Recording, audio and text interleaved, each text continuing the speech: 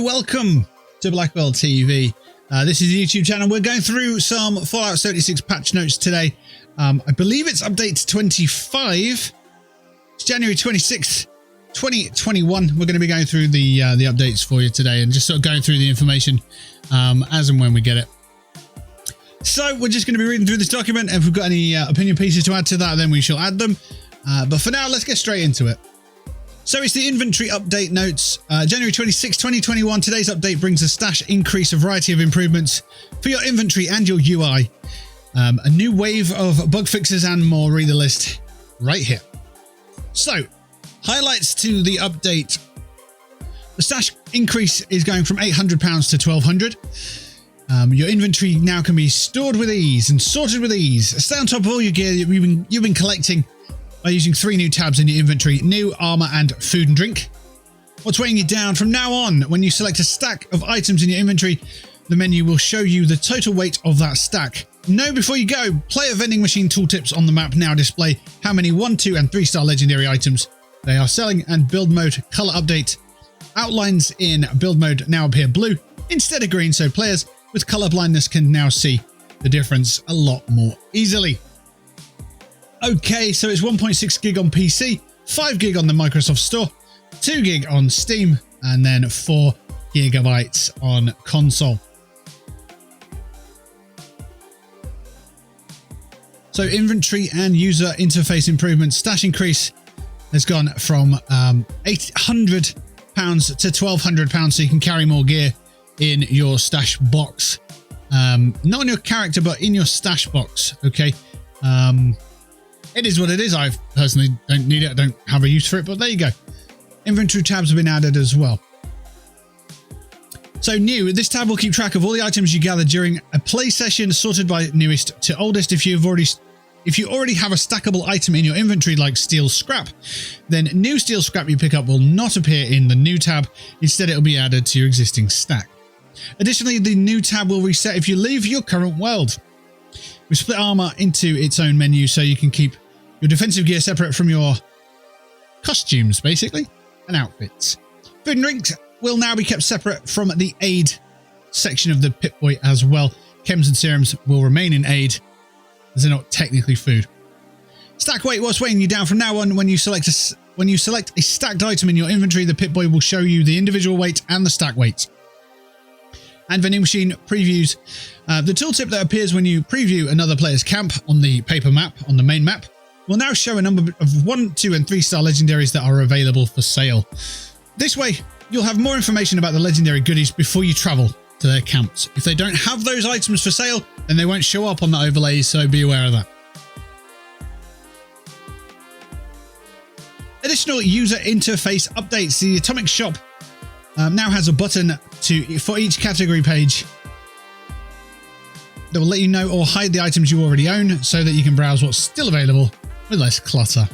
And build mode visual improvement. We've changed the color of the outline that appears when you build objects in your camp from green to light blue, which should be more friendly for our builders who have color blindness. This change is only visible when the object you're trying to place is in a valid location, and invalid placement outlines are still red. Onto the daily ops. With the daily ops, basically, if you get Elder rank, which is 8 minutes or less, you are guaranteed, once a day, you are guaranteed a reward. And that's due to community feedback. So that's useful that the community have spoken in obviously their numbers, and Bethesda have incorporated that change into daily ops. So keep doing that, because that's very useful. It does work.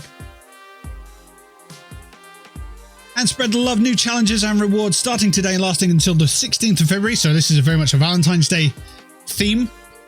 You can claim a free Heart Wrencher skin for the Pipe Wrench in the Atomic Shop, and then use it to complete challenges that will unlock new cosmetics and consumables.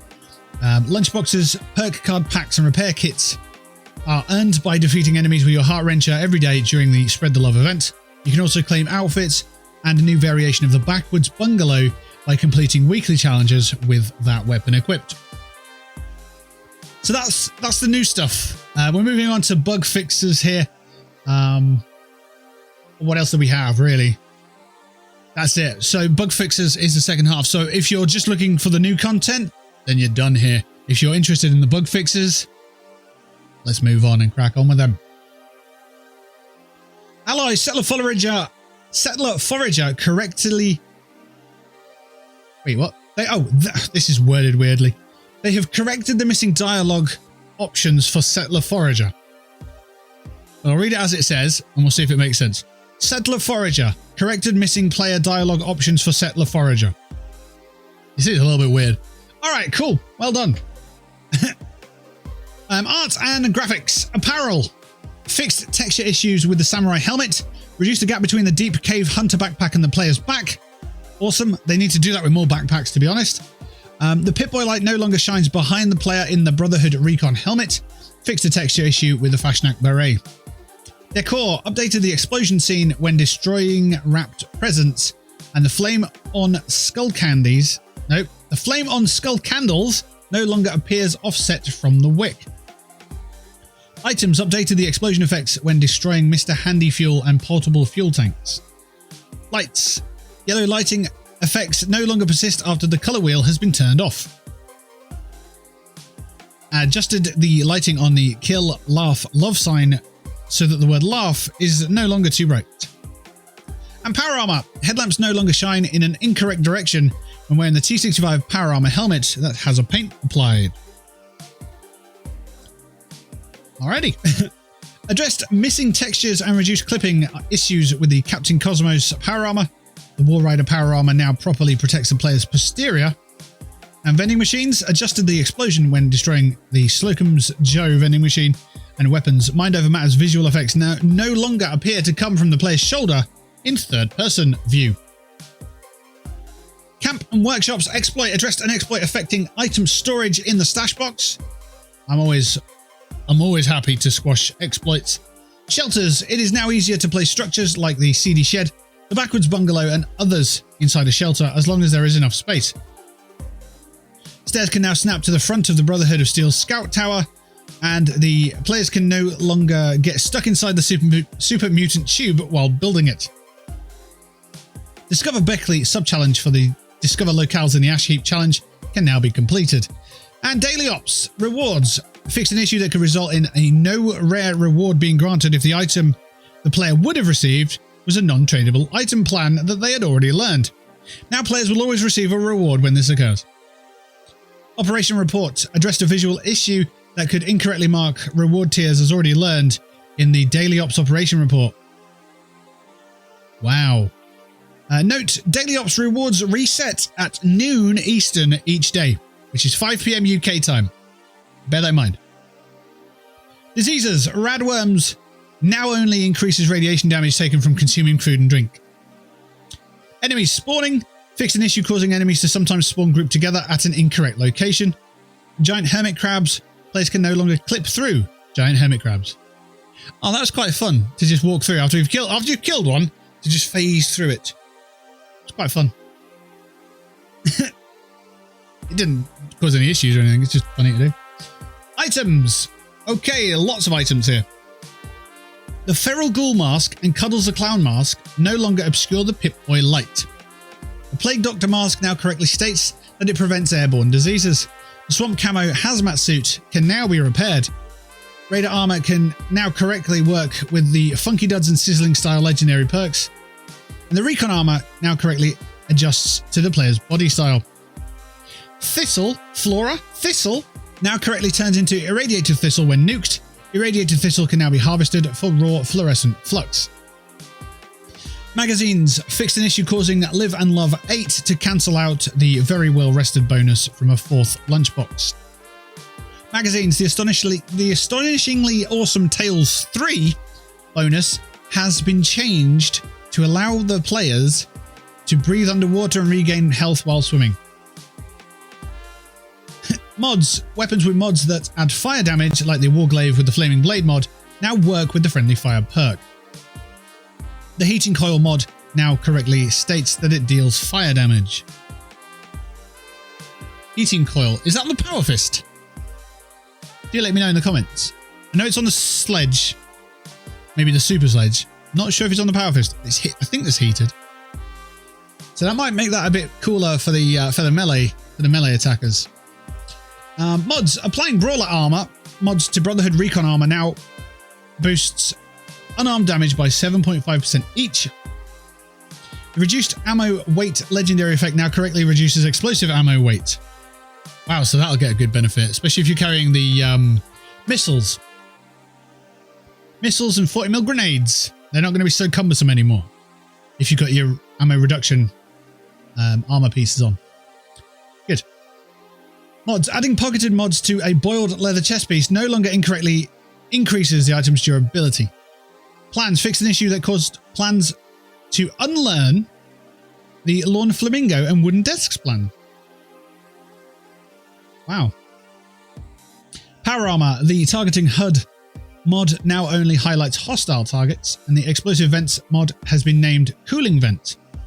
Cooling Vents slow fusion core by drain by 5%. What?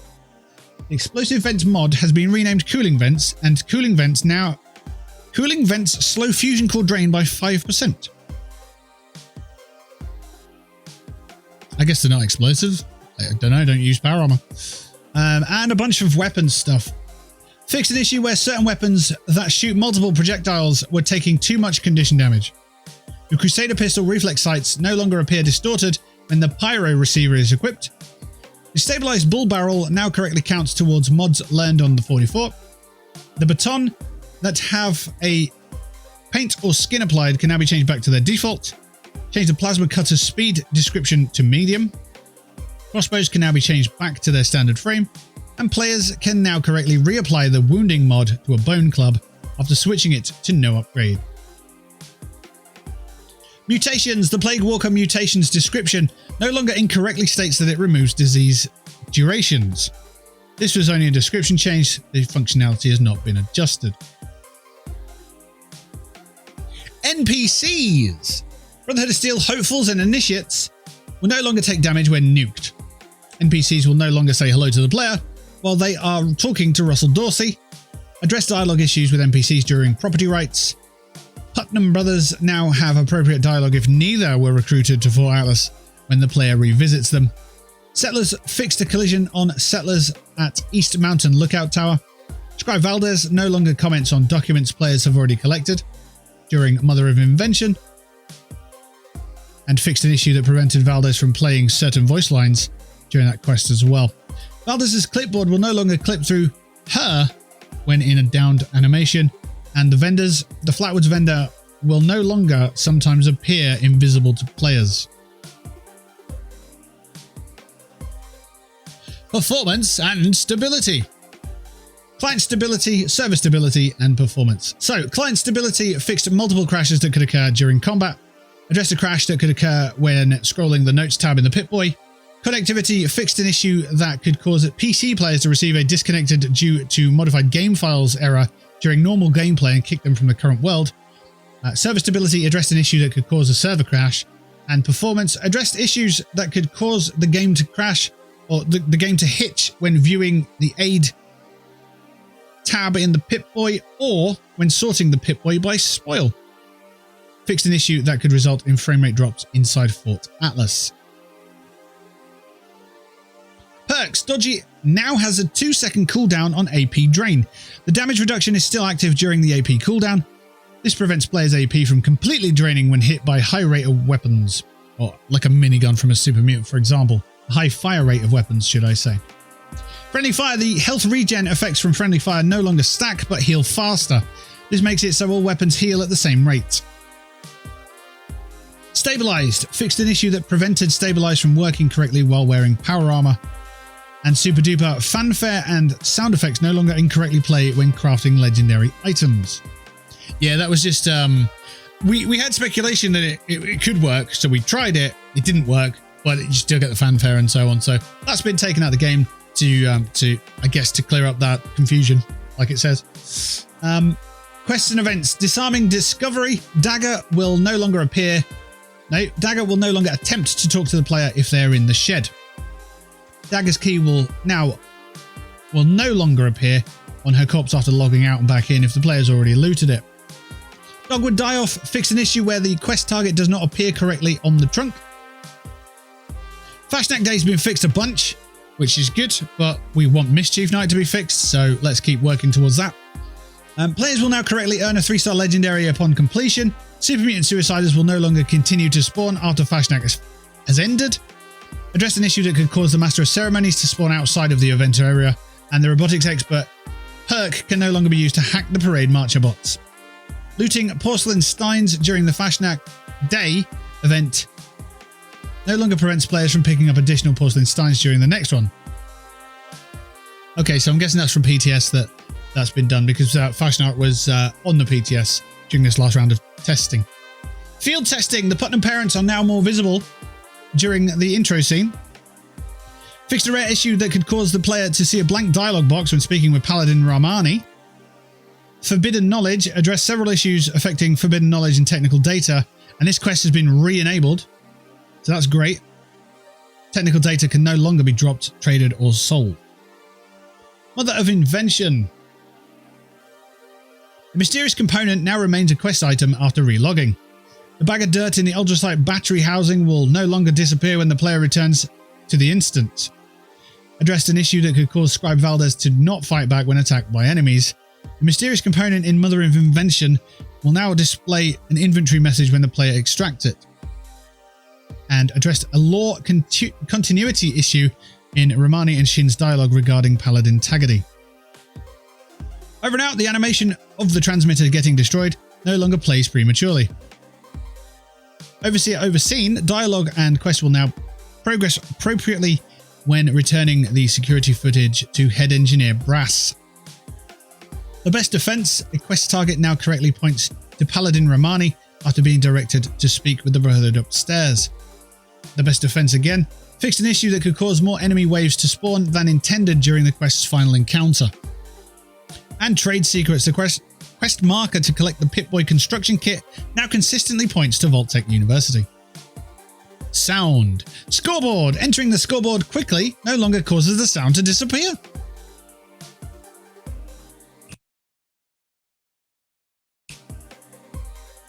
User interface. The Atomic Shop. Once owned, the Brotherhood of Steel icon now correctly appears in the player icons page in the Atomic Shop. Fast travel. Added an error message when trying to fast travel to a camp that the player is too close to. A couple of map ones here. Fix an issue where the map could be opened while viewing a terminal, and a rare issue that could cause the item counts in the player's vending machine preview on the map to mismatch the number of items in that machine. Notifications. Fix an issue where fanfare would sometimes not play after completing a timed challenge. Perk coins. Fixed a visual issue that could cause the player's perk coins total to display an incorrect number of perk coins after scrapping perk cards. Pipboy. Items with long names are no longer cut off in the Pipboy. Cool, nice. Quests. Fixed an issue causing the Forging Trust objective tracker to remain on the screen after the quest was completed. Scoreboard. Fallout First exclusive rewards are now claimed separately from standard rewards on the scoreboard. Social menu. Improved mouse controls on pop-ups in the social menu. Nice. I hope that's really nice. I hope it's fluid, because it's a bit of a pain navigating your way through that. Social menu, it keeps, you go up and then on and then down. It's just like, yeah, it's a bit of a pain. Could have been done better. The team UI will no longer flash while repairing items at a workbench. Never really noticed that. And world. Fix several locations in the world where players could become stuck, and fix several locations where players could view out of world as well. There you go. That's the patch notes. January 26th. And it's a dry video. I do appreciate your time. If you did like the video, if it was informative, or if it saved you time and a read, you can just sit there and listen, then be sure to give me a thumbs up on this video, and subscribe if you like more if you like this and more videos, because we're going to be doing a lot more Fallout 76 videos this year in 2021 and on. Yeah. Alternatively, you can catch me on Twitter, Twitch, Facebook, YouTube, and Instagram. But until next time, take care of yourselves. Peace and love to you and yours. Thanks for watching. I'll see you soon. That was abrupt. There we go.